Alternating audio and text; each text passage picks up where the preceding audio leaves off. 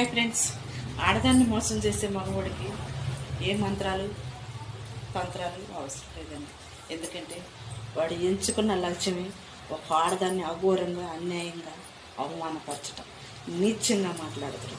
వాడు అవసరం అయిపోయేంత వరకు నీవు తప్పనిడిచి వేరొక దిక్కు లేదని చెప్పేసి వీణ్యంగా కుక్కలాగా పడింటాడు.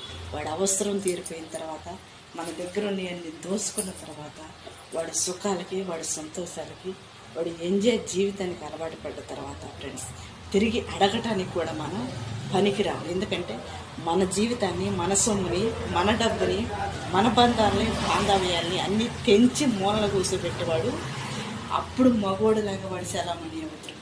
కొన్నాళ్ళ పాటు ఏ దిక్కు లేదు, నువ్వు తప్పు నడిచి నాకు గతి లేదు అని చెప్పేసి నీ కాళ్ళ దగ్గర పడి ఉన్నవాడిని నువ్వు నమ్మి మోసపోయింది మనకు.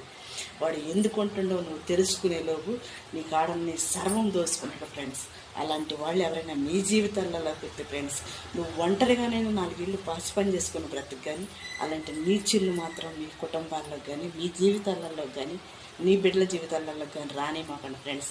ఎందుకంటే ఆడద మోసపోతే దాని కన్నీరు వల్ల వాడి కుటుంబం పాడైపోద్దని ఒక ధైర్యంతో బతుకుతుంది. అదే మగోడు మోసం చెప్తే బజాట్లో ఎవడక చెప్పుకున్నా కానీ అదే మగోడు ఆలకించడు కాక అవమానిస్తాడు. ఎందుకంటే వాడు ఒక ఆడదానికి అన్యాయం చేసేవాడే కాబట్టి న్యాయం ఎవడు చేస్తాడు.